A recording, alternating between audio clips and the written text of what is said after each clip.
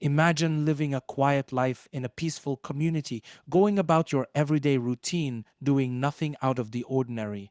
But then one day, someone starts watching. Someone lurking in the shadows, learning your every move. Dorothy Jane Scott was a devoted mother, a kind hearted woman whose only concern was to provide for her 4-year-old son, Sean. But beneath the surface of her simple life, someone had developed an obsession so dark and twisted that it would eventually consume her. Dorothy wasn't living a life of risk or adventure. She worked at two small shops in Anaheim, California, places you wouldn't associate with danger or tragedy. She wasn't caught up in the excitement of city life. Instead, she spent her time at church or at home with her son and parents. A devout Christian, Dorothy lived quietly in Stanton, far removed from anything that would hint at the sinister events about to unfold. But behind this calm facade was a looming threat, an anonymous stalker whose terrifying calls would haunt her final days. Dorothy didn't drink. She didn't go out to party. She lived for her family, especially for her little boy, and yet this innocent woman was marked by a fate that still confounds investigators and chills to the core. What happens when even the safest lives, the quietest corners of society, can be shattered without warning? Dorothy's story begins in the most unsuspecting of places, but it ends in a way no one could have ever predicted. In the early months of 1980, Dorothy Jane Scott's life began to twist into a nightmare she couldn't escape.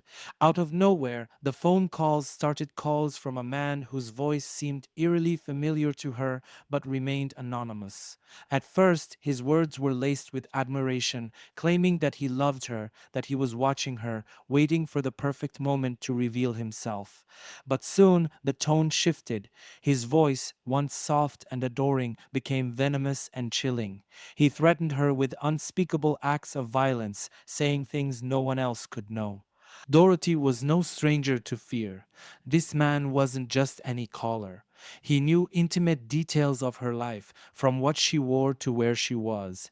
He made her feel like she was constantly being watched, as though his eyes were following her every move. Once he left a single, dead rose on her car, an unmistakable sign of his twisted obsession. He terrified her to the core, so much so that she began taking karate classes, desperate to protect herself. The oscillation between love and hate in the calls left Dorothy in a state of constant fear. She knew she was being hunted, yet no one could identify the predator. The calls weren't just a threat, they were a psychological assault, slowly eroding her sense of safety. Every time the phone rang, it was a reminder that he could strike at any moment and she wouldn't see him coming. This mysterious man, cloaked in anonymity, played a cruel game, leaving Dorothy to wonder not if something would happen, but when. It was supposed to be an ordinary evening.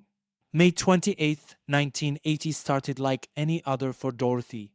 She attended a routine employee meeting at one of the shops she worked at in Anaheim, where she and her colleagues discussed business.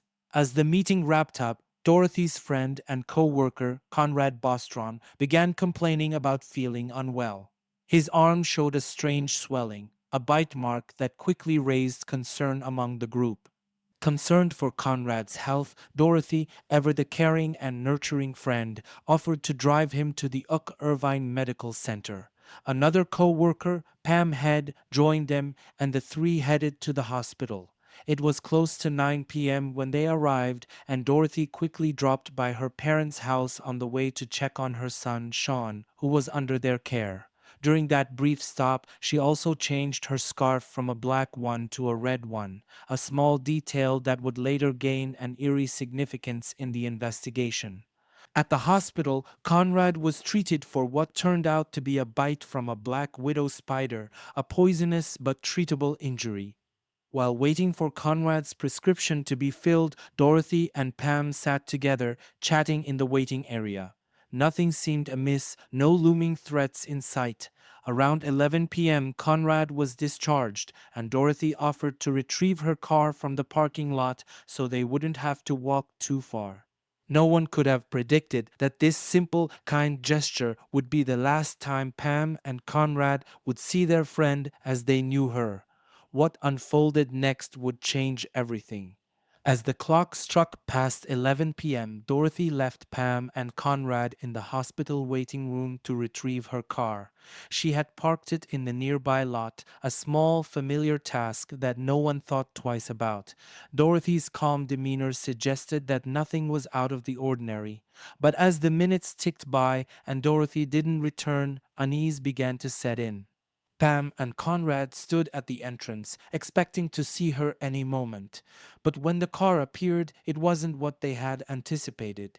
Instead of slowing down to pick them up, Dorothy's white Toyota station wagon sped past them at an alarming speed.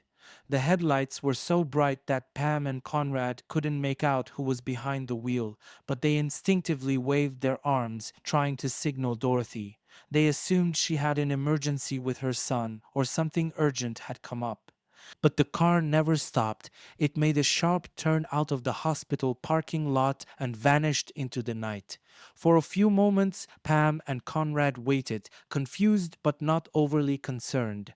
It wasn't until hours later, when they hadn't heard from Dorothy and couldn't reach her, that a sense of dread took over. Something wasn't right. By 4:30 the next morning, Dorothy's car was found 10 miles away from the hospital, abandoned and engulfed in flames. There was no trace of Dorothy inside, nor any sign of the person behind the wheel that night. What should have been a safe, familiar journey had suddenly transformed into an inexplicable disappearance, leaving her friends, family, and the authorities in a desperate search for answers. In the early hours of May 29th, the situation took a grim turn. After Dorothy's car had sped off into the night, her friends and family were left in a state of growing worry. As the hours passed with no word from her, the dread deepened. Then, just after 4:30 am, the chilling discovery was made. Dorothy's white Toyota station wagon was found abandoned in a dark alley, roughly 10 miles from the hospital where her friends had last seen it.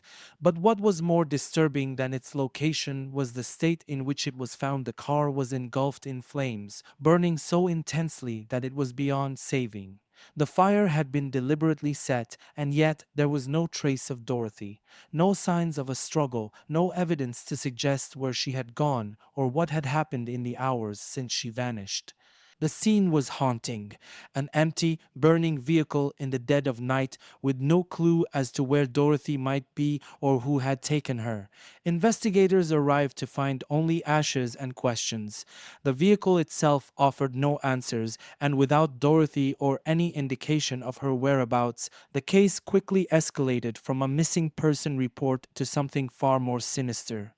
Her loved ones, desperate for any sign of her, were left to confront the unimaginable. Dorothy was gone, and all that remained was the charred wreckage of her car.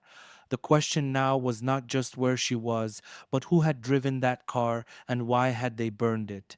A mystery had ignited with the flames, one that would haunt everyone involved for years to come. When the police were notified of Dorothy Jane Scott's disappearance, they approached the case with the urgency it demanded. However, as they delved into the details, they quickly realized they were facing an unusually perplexing situation. Dorothy's last known actions were documented, but the circumstances surrounding her disappearance were shrouded in mystery. The initial investigation began with a focus on her last movements.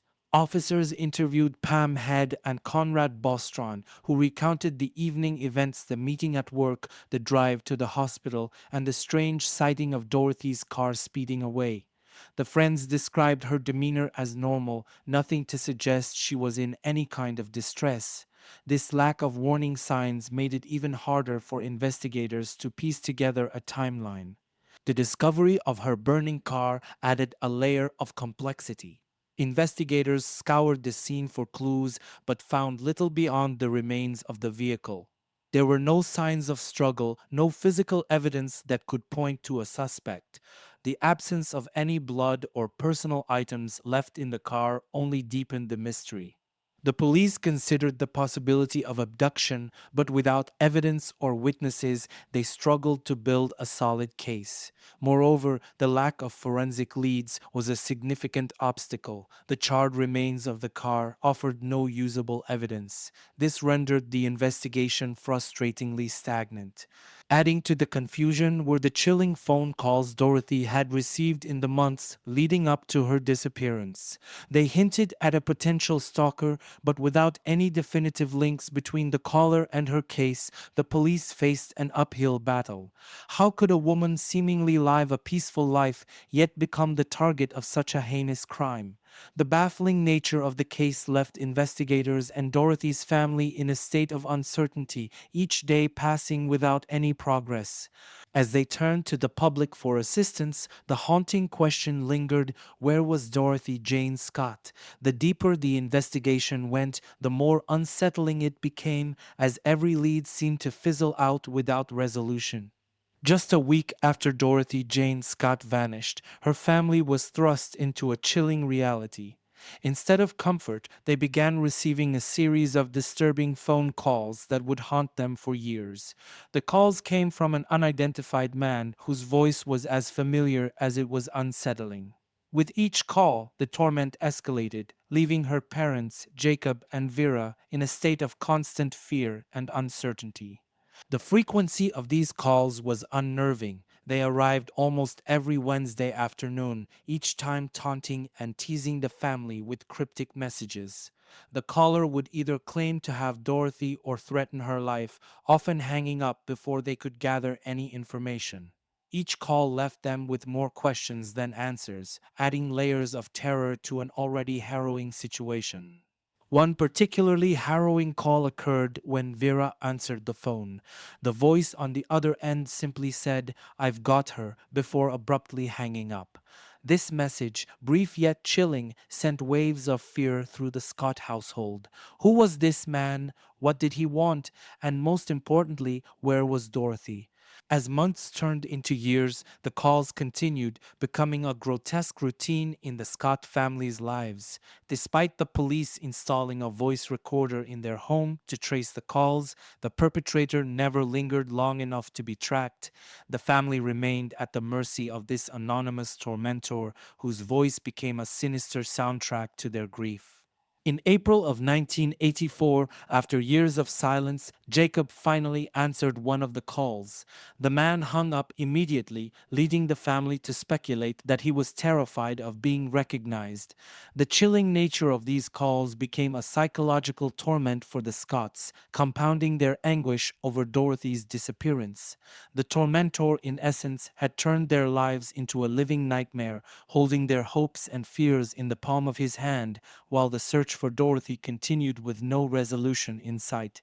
The emotional toll of Dorothy Jane Scott's disappearance weighed heavily on her parents, Jacob and Vera. The once peaceful lives they led were shattered, replaced by an overwhelming sense of despair and desperation. Each day without their daughter felt like an eternity, and the agony of uncertainty gnawed at their hearts. They were not just grieving, they were also fighting an uphill battle against a relentless void of information. Jacob, a steadfast and determined man, took on the role of the family's spokesperson, channeling his pain into action. He believed that public exposure was the key to finding Dorothy. In June of 1980, just weeks after her disappearance, he reached out to local media outlets. He shared his daughter's story, emphasizing her gentle nature and her love for her son. Jacob's hope was that by keeping the case in the public eye, someone might come forward with information that could lead to her whereabouts. Vera, on the other hand, faced the emotional struggle differently. As the days turned into weeks and then years, her sorrow deepened. The repeated phone calls from the unidentified tormentor only compounded her grief, serving as a cruel reminder that someone out there had knowledge of Dorothy's fate but refused to share it. Each time the phone rang, her heart raced with the fear that it might be the caller again, twisting the knife of her anxiety. Despite the emotional strain, the Scots remained resolute. They organized vigils, handed out flyers, and maintained a presence at community events, determined to keep Dorothy's name alive. Their efforts were not just for themselves, they were also for their grandson Sean, who deserved to know what happened to his mother. As a family, they held on to hope, convinced that somewhere someone held the key to unlocking the mystery of Dorothy's disappearance. The struggle for answers became a relentless quest, one that took a significant toll on their mental health. Family gatherings were overshadowed by the empty chair that once held Dorothy. Friends and relatives offered support, but the grief was often isolating. They lived in a state of perpetual worry, their lives on pause, as they waited for a breakthrough that felt increasingly elusive. As the years dragged on, Jacob and Vera's desperation morphed into a fierce determination. They would not let their daughter's story fade into obscurity. The pain of their loss was a heavy burden, but it also fueled their resolve to seek justice and answers, hoping that one day the truth would finally emerge from the shadows that had claimed their beloved Dorothy. Just 2 weeks after Dorothy Jane Scott's disappearance, the situation took a haunting turn. On June 11th, 1980, a man contacted the Santa Ana Register, the local newspaper that had been covering the story of Dorothy's vanishing. This call would send chills through the entire community and beyond. The managing editor, Pat Riley, answered the phone, unaware that he was about to become a crucial player in this unfolding tragedy. The caller claimed to have kidnapped Dorothy and expressed an unsettling mixture of pride and remorse. He referred to her as "my love" and asserted that he had killed her, claiming he did so after discovering she had been unfaithful. He insisted that Dorothy had denied having another man, which he alleged pushed him to commit the unspeakable act. What struck Riley and later investigators was the caller's knowledge. He revealed intimate details that had not been made public, such as Dorothy's presence at the hospital with Conrad and Pam, and even what she had been wearing that night. The specificity of these details raised alarm bells. Only someone deeply involved in the situation could have known them. For instance, the caller mentioned that Dorothy had changed her scarf to a red one, a seemingly trivial detail that became pivotal in linking him to her case. After the call, Riley promptly notified the police, sharing every piece of information he had. This revelation sparked a flurry of activity among investigators. The police worked tirelessly to trace the call, but like the previous anonymous calls, this one left no traceable leads. The lack of actionable evidence meant that the mysterious caller remained at large, continuing to toy with the already devastated family. This incident solidified the chilling realization that a predator was on the loose, someone who felt empowered by their control over Dorothy's fate. The call added yet another layer of horror to an already disturbing situation, intensifying the urgency to find Dorothy and bring her home. As the community rallied around the Scotts, the fear of this unknown assailant loomed larger than ever, pushing everyone to confront the reality that Dorothy's abductor could be closer than they thought. The 4 years following Dorothy Jane Scott's disappearance were marked by a profound silence that echoed through the lives of her family and the community. With each passing day, the hope of finding her alive dwindled, replaced by an overwhelming sense of despair and unanswered questions. The once vibrant life of the Scots became consumed by the search for clarity in a fog of uncertainty. During this agonizing period, the anonymous caller continued to torment Dorothy's parents, Jacob and Vera. His calls, which began shortly after her disappearance, became a cruel ritual, arriving almost every Wednesday afternoon. Each time the phone rang, it was a reminder of their heartache and the powerlessness they felt. The voice on the other end would either claim to have Dorothy or would simply mock their anguish, hanging up before they could glean any useful information. It was as if the caller derived pleasure from their suffering, ensuring that their grief was never far from the surface. Jacob and Vera, desperate for answers, spent countless hours trying to unravel the mystery that had shattered their lives. They continued their efforts to keep Dorothy's story in the public eye, participating in vigils and distributing flyers, hoping someone would finally come forward with crucial information. Yet, as the years dragged on, leads grew cold, and the case slipped further into the shadows of forgotten tragedies. The emotional toll was immense. Jacob, once a pillar of strength, began to feel the weight of the endless uncertainty. Vera, too, struggled under the burden of grief, plagued by the haunting thought of her daughter in peril. Their family gatherings became tinged with sorrow, the absence of Dorothy creating a palpable void that could not be filled. Sean, growing older without his mother, also felt the ripple effects of the tragedy, though the details of her disappearance were carefully shielded from him for as long as possible. As the community moved on with their lives, the Scots were trapped in a nightmare from which they could not awaken. The relentless phone calls continued to arrive, with the tormentor's voice taunting them from the shadows, ensuring they remained ensnared in their agony. In April of 1984, Jacob finally answered one of these calls, only for the mysterious voice to hang up immediately. It was a small victory, but it only reinforced their belief that the caller was someone who knew them, someone who had watched their family suffer. Amidst the darkness, there was an occasional glimmer of hope. Investigators periodically reviewed the case, searching for fresh leads or new technology that might provide answers. But with each dead end, the weight of despair grew heavier. The memories of Dorothy began to fade in the public consciousness, but for her family, the quest for closure remained a haunting presence in their daily lives. Then, in August of 1984, the silence was shattered not by the voice of the tormentor, but by a discovery that would turn the case on its head. The remains of Dorothy were found, leading to new questions, but offering no immediate answers, thrusting the family back into the spotlight of grief and fear. In August of 1984, the haunting mystery of Dorothy Jane Scott took a tragic turn when her partial remains were discovered by a construction worker in a remote area north of Anaheim. This grim find would bring both closure and further anguish to her grieving family.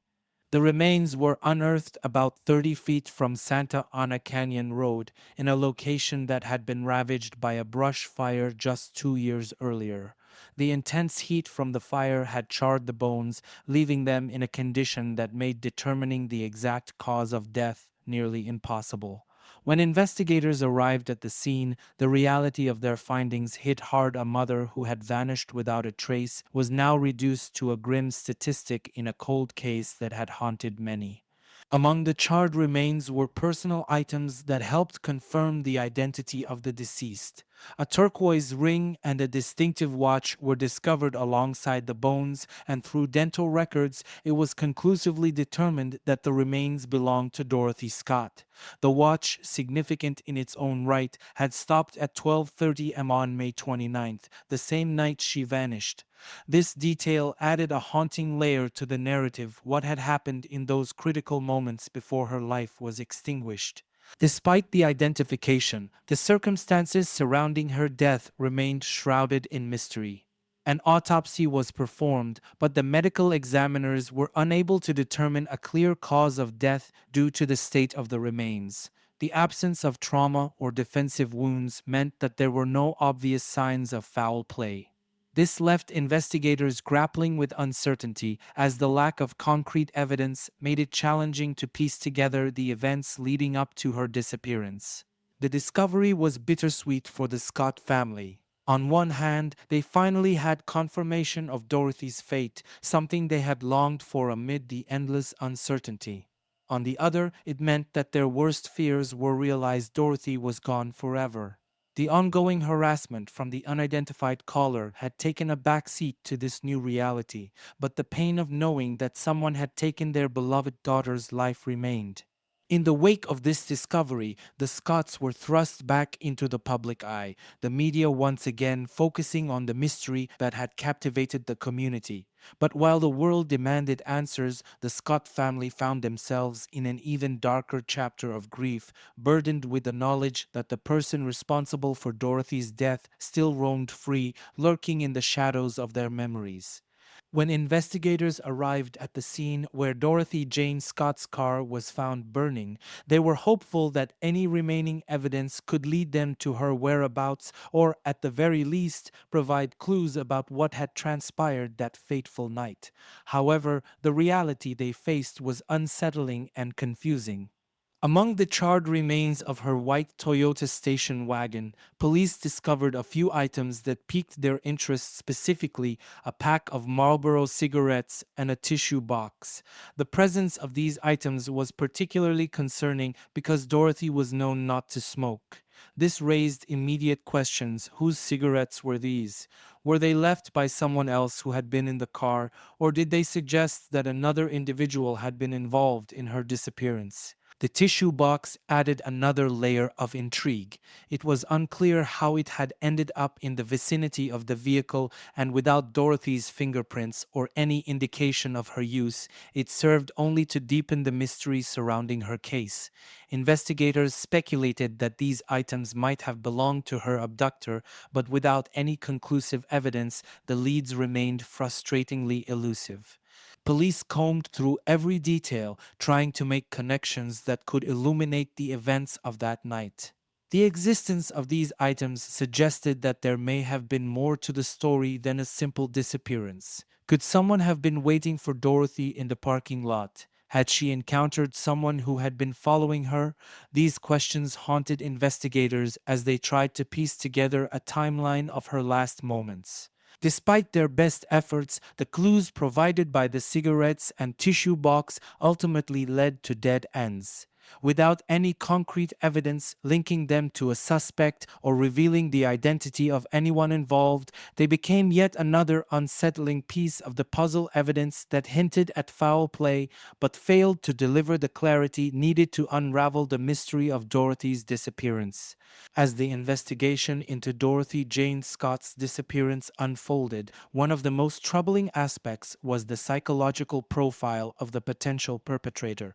The eerie phone calls her family received hinted at a deeper obsession that could have been a driving force behind her abduction. The possibility of obsession or jealousy emerged as significant motives, painting a disturbing picture of the individual who had tormented her and her family. Dorothy had been the target of anonymous phone calls for months prior to her disappearance. Initially, the caller expressed affection, declaring love for her in a manner that felt oddly familiar yet unsettling. This kind of obsessive behavior is often rooted in a delusional belief that the victim is somehow connected to the caller. As Dorothy rejected these advances consciously or not, the caller's tone shifted from adoration to anger, revealing a dark, possessive nature.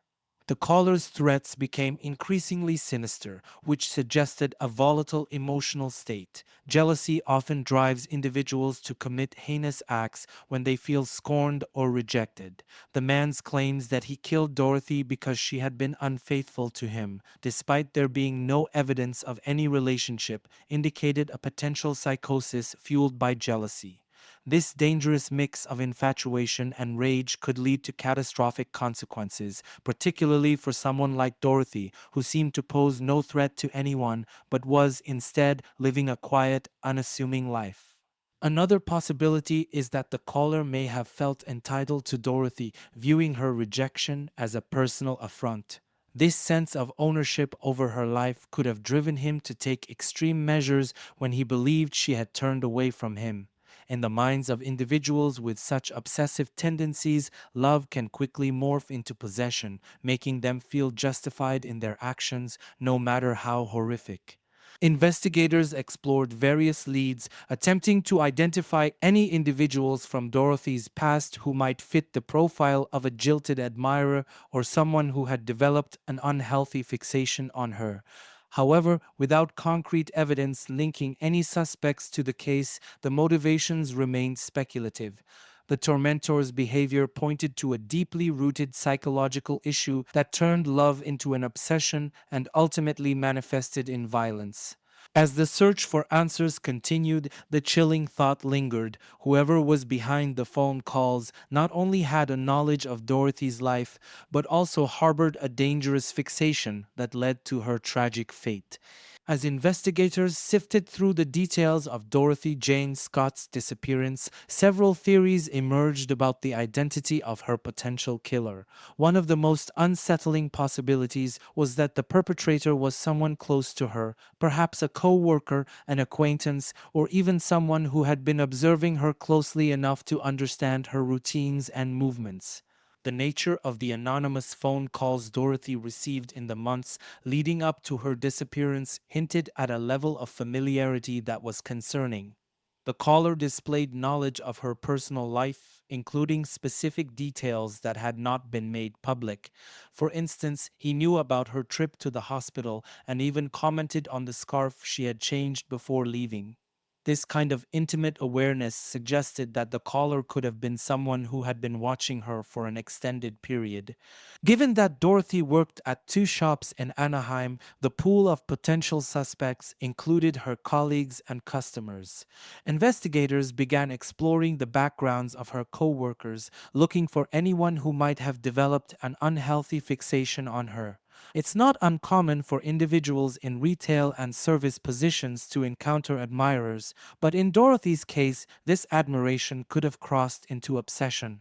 Another chilling aspect of this theory was the possibility that Dorothy's killer was someone who understood the patterns of her life. She was known to be a dedicated employee and a devoted mother, often seen balancing her responsibilities. A stalker could have easily identified her routine, following her movements from work to home and to her parents' house, waiting for the opportune moment to strike. The time she spent at the hospital that night, ostensibly helping a friend, could have been an opening for her assailant. Moreover, the idea that her killer was someone familiar with her life added an even more disturbing layer to the narrative. The potential for betrayal is especially chilling when the person behind the crime is someone Dorothy might have trusted, making it all the more tragic. As the investigation progressed, the search for suspects led to a variety of leads, but the lack of tangible evidence made it difficult to pinpoint anyone definitively. Ultimately, the theories surrounding Dorothy's killer reflect the complex interplay between obsession, familiarity, and violence. The notion that her murderer might have been someone from her own world, someone she interacted with regularly, made the case even more haunting. Each lead, while tantalizing, served to deepen the mystery rather than provide the clarity her family so desperately sought. The disappearance of Dorothy Jane Scott sent shockwaves through her community, leaving an indelible mark on the lives of those who knew her and even those who didn't. As news spread about her vanishing and the subsequent discovery of her remains, the atmosphere in Stanton, California shifted dramatically from one of tranquility to one of pervasive fear and uncertainty. Local residents were gripped by a sense of vulnerability that permeated their daily lives. A quiet community known for its close-knit relationships and friendly atmosphere found itself grappling with the unsettling reality that a violent crime had occurred right in their midst. Dorothy, a devoted mother and beloved member of the community, had seemingly been snatched from the safety of her routine, and this jarring realization ignited a widespread anxiety. The haunting nature of her case, the anonymous phone calls, the lack of a clear motive, and the lingering presence of her unidentified killer only fueled the fear. Community members began to question their own safety, wondering if they too could fall victim to a similar fate. Parents became increasingly protective of their children, and women in particular began taking extra precautions, avoiding being alone in public spaces and discussing self-defense measures. In an effort to support the Scott family and honor Dorothy's memory, the community came together, organizing vigils and fundraisers. Yet, while these gatherings fostered a sense of solidarity, they also underscored the unresolved pain and frustration felt by many. The question, who killed Dorothy, hung in the air like a dark cloud, casting a shadow over the community's attempts to heal. Local law enforcement faced pressure to solve the case, but the lack of leads made their job exceedingly challenging. The frustration of a stagnant investigation only heightened community tension, leading to speculation and rumors. People began discussing potential suspects openly, scrutinizing anyone who might have crossed paths with Dorothy in the months leading up to her disappearance. This scrutiny created a tense environment where neighbors looked at one another with suspicion and trust began to erode. As years passed without resolution, the fear morphed into a lingering uncertainty. Dorothy's case became emblematic of broader issues surrounding personal safety and the unpredictability of violence. It was no longer just about one woman's tragic fate. It was a wake up call for a community that had taken its safety for granted. The impact of Dorothy's disappearance remained palpable, shaping the way people lived their lives long after the headlines faded.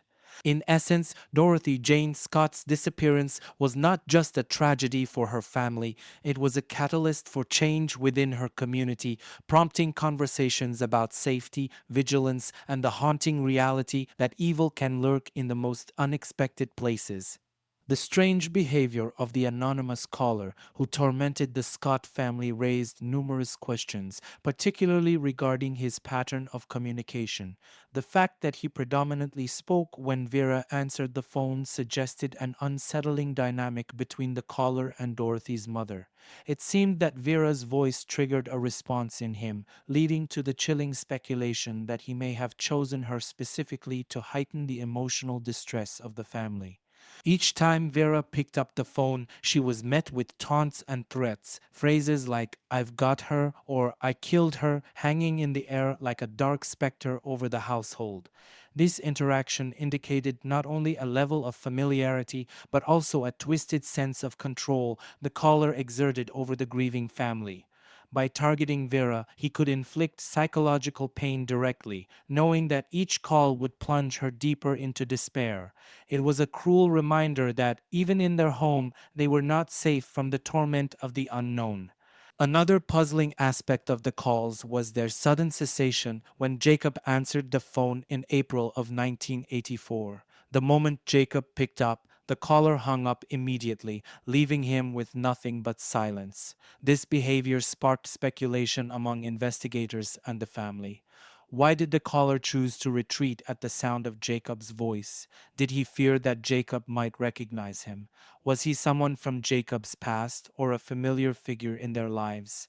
The abrupt halt to the calls when Jacob answered suggested that the caller was not just a faceless threat, he was someone who might have been aware of the family's dynamics. It hinted at a deeper connection, perhaps indicating that he was someone who had been watching them closely.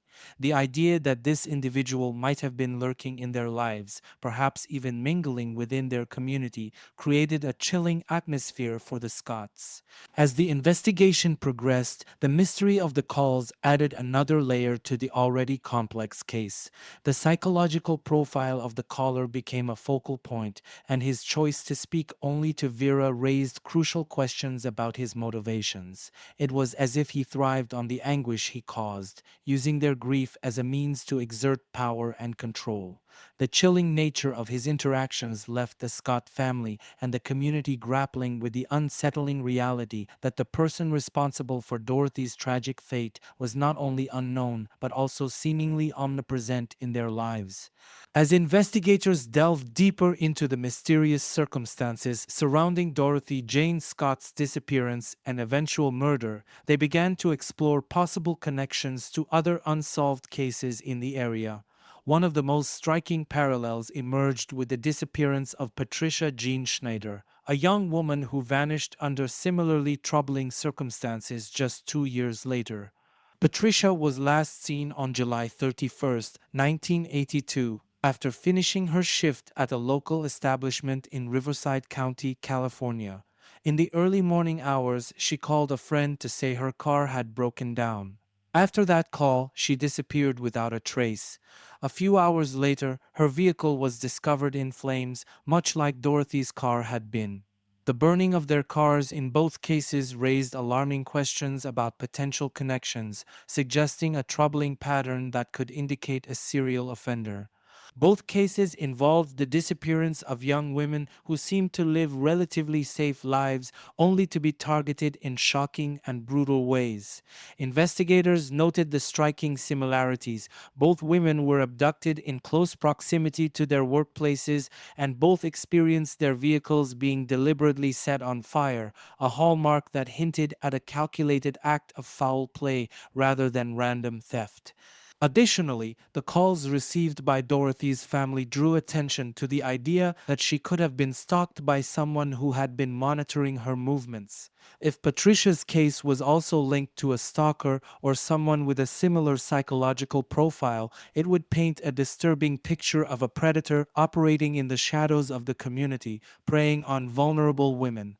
Moreover, the chilling nature of the phone calls made to Dorothy's family taunting, threatening, and filled with intimate knowledge of her life suggested that her assailant could have felt a sense of confidence in their ability to remain undetected. Investigators began to wonder if similar taunting calls had been made in connection with Patricia's case or if any witnesses had noticed similar suspicious behaviors in their community. While no concrete evidence definitively linked the two cases, the connections raised serious concerns. Both Dorothy and Patricia's families were left grappling with the reality that their loved ones had vanished, their fates unknown. The haunting similarities between their cases fueled speculation among investigators and the public alike, raising fears that a dangerous individual was at large, capable of slipping between the cracks of law enforcement.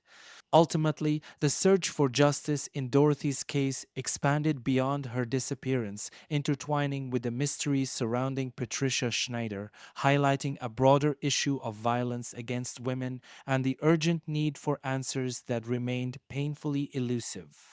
The media played a pivotal role in the unfolding saga of Dorothy Jane Scott's disappearance and murder, serving as both a platform for raising awareness and a double-edged sword in the investigation process. From the moment Dorothy vanished, local newspapers and television stations seized upon the story, highlighting the emotional plight of her family and the chilling nature of the case. This coverage not only kept her story in the public eye, but also instilled a sense of urgency within the community to find answers. Initially, media attention was beneficial. It helped generate leads, encouraging tips from the public that investigators desperately needed. The visibility of the case brought forth stories from people who might have seen something unusual on the night of Dorothy's disappearance. Vigils organized by the community, covered extensively by local news outlets, fostered solidarity and hope among residents while simultaneously pressuring law enforcement to keep the investigation active. However, as time passed without significant breakthroughs, the relentless media spotlight also had its drawbacks. The coverage often sensationalized aspects of the case, which could lead to speculation and rumor mongering. In a high profile case like Dorothy's, every new development or theory was scrutinized, often leading to misinformation that could cloud the investigation. The focus on the family's anguish, while poignant and necessary, also risked turning Dorothy into a mere headline rather than a person with a life and story of her own. Moreover, the media's fascination with the anonymous phone calls added another layer of complexity. The tormentor's awareness of the media coverage might have emboldened him, allowing him to continue his harassment with impunity. The chilling nature of the calls, described vividly in reports, made the family's suffering palpable to the public, but also could have provided the caller with a sense of power and control, knowing he could manipulate the narrative. In April of 1984, when Jacob Scott decided to take his daughter's story to the press, he hoped to reignite interest in the investigation and uncover new leads. While this move did garner attention, the absence of fresh information led to frustration. Media coverage became a reminder of the case's stagnation, highlighting the ongoing grief of the Scott family while offering little in terms of resolution.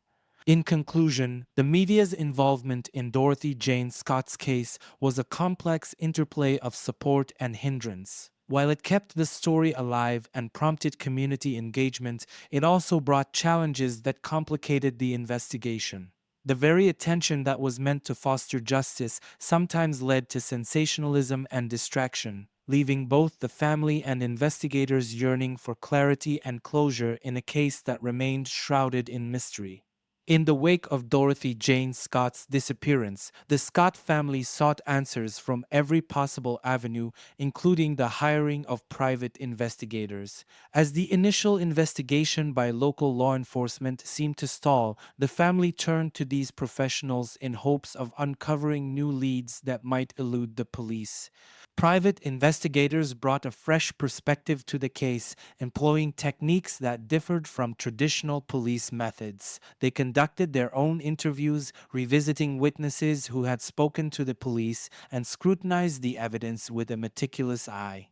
Their independence allowed them to explore theories that may not have been fully pursued by law enforcement due to resource constraints or procedural limitations. One of the primary roles of the private investigators was to keep the case alive in the public consciousness. They organized press conferences, engaged with the media, and utilized social networks to spread awareness about Dorothy's disappearance. Their efforts were aimed not only at gathering information, but also at rekindling interest in a case that had begun to fade from the headlines.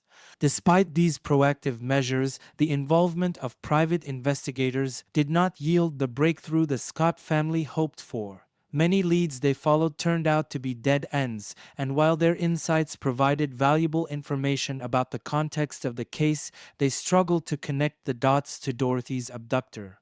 The same challenges that plagued the police investigation, lack of physical evidence and the anonymity of the tormenting caller, also hampered the private efforts.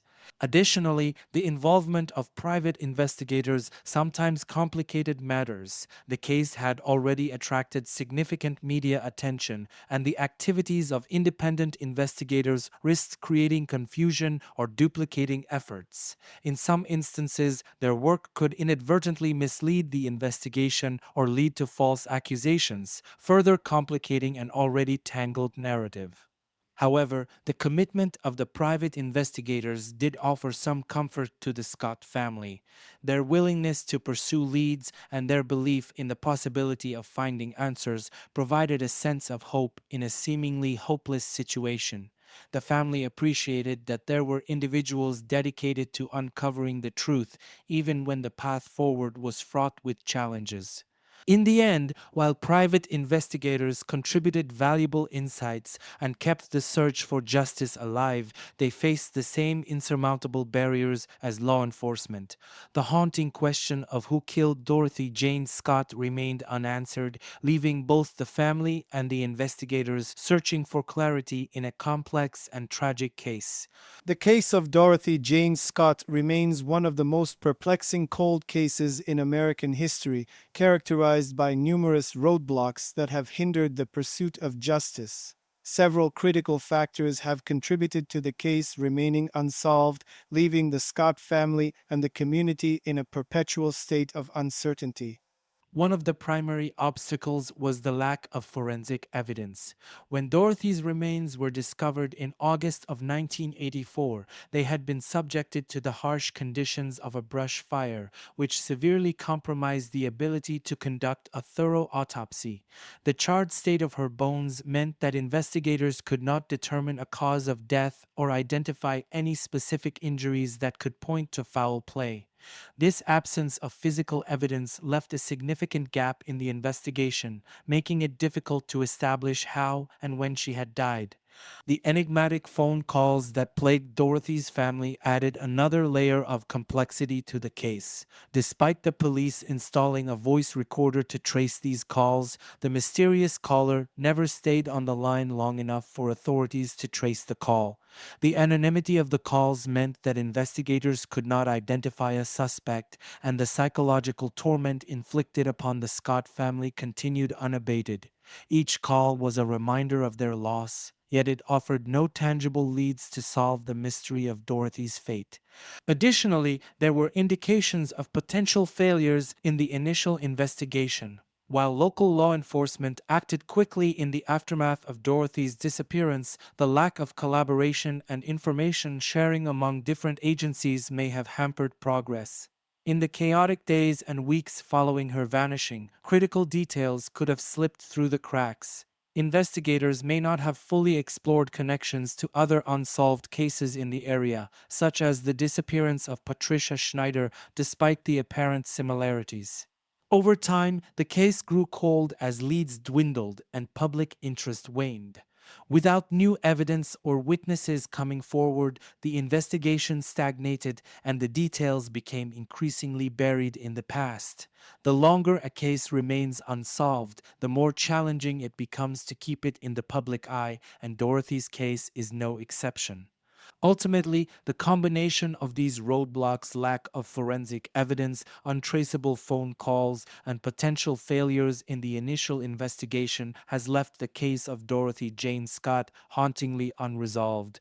The enduring mystery serves as a painful reminder of the fragility of life and the darkness that can lurk behind familiar faces, compelling both law enforcement and the community to continue the search for answers that remain just out of reach. Even decades after the tragic events surrounding Dorothy Jane Scott's disappearance, the public can play a vital role in seeking justice and closure.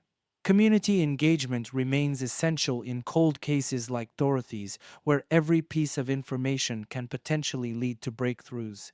Here are some ways the public can assist.